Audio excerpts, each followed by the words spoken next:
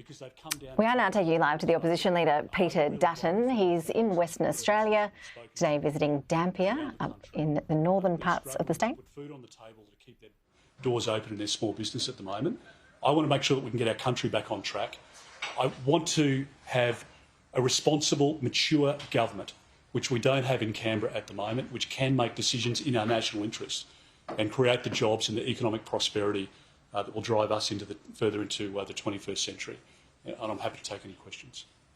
Just a couple of questions on the robo-debt news from this morning. So Commissioner Brereton continued to be involved in whether to investigate robo-debt referrals despite declaring that conflict of interest. Does he still have your trust to do the job? Well, Commissioner Brereton is firstly a person of the utmost integrity.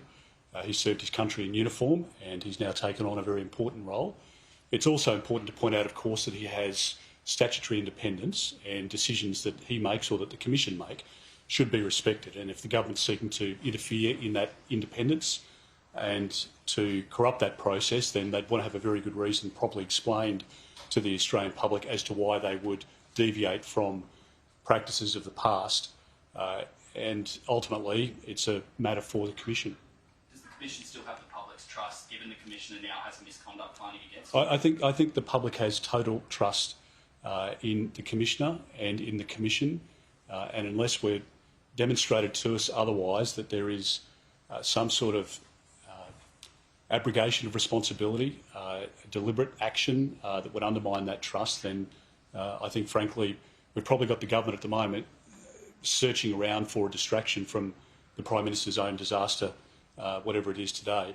So I just think if the government is trying to create a distraction, this is a very serious issue, and I don't think that they should undermine the work of the Integrity Commission, which is a fundamental pillar in our democracy. You've also suggested that Anthony Albanese should self-refer his dealings with Qantas boss Alan Joyce to the NACC. Is it appropriate for NACC commissioners to accept Chairman's Lounge membership from Qantas themselves, given the potential they have to investigate these issues? Look, I just think all of these things are red herrings. There are two questions the Prime Minister has to ask. One is that when he was Transport Minister of our country, did he pick the phone up to the CEO of Qantas and ask for a free upgrade? That's the question that he refuses to answer. Now, he can tie himself in all sorts of knots, but the reality is that he needs to answer that fundamental question. The second question is, given the very friendly, long-standing relationship between Mr Joyce and the Prime Minister, what were the circumstances around the Prime Minister's decision to not allow Qatar Airways into Australia? If Qatar was flying on routes from Perth to Sydney or Perth to Melbourne or Perth to Brisbane at the moment, people in WA, people in the Northern Territory and in other parts of the country would be paying lower airfares. But the Prime Minister made a decision which wasn't properly explained at the time, which starved Qatar of the opportunity to come into our market, reduced competition and therefore has held up the prices of airfares for too long.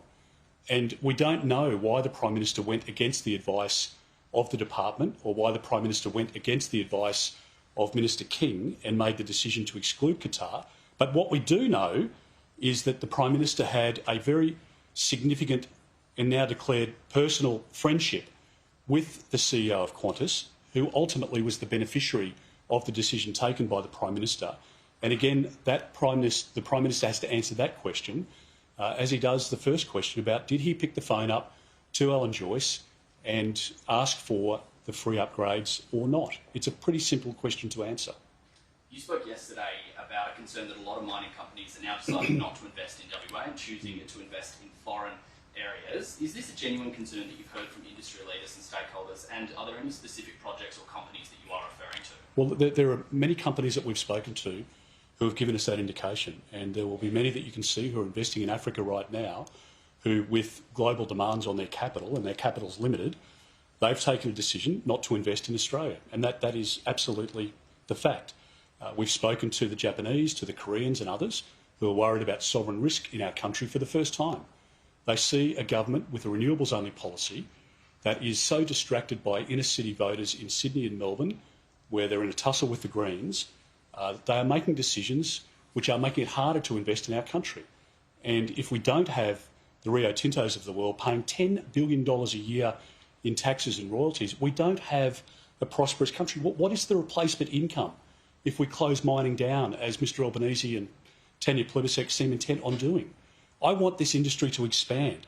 I think there is huge demand for our commodities. I want manufacturing to re-establish in our country, but it won't do it if it's just relying on wind and solar. And that's why we've been very serious about putting forward the nuclear proposal, which I think should be supported on a bipartisan basis, as the Labor Party supported the Liberal government when we signed the deal with the United States and the United Kingdom in AUKUS. There is no logical or intellectual argument that the Prime Minister can put as to why he's opposed to nuclear, other than he's worried about losing votes to the Greens in Sydney and Melbourne. And it's detrimental in its impact on our country. And I think the Prime Minister, frankly, should stand up and show some leadership. And his continuing weakness is doing a lot of harm to our country.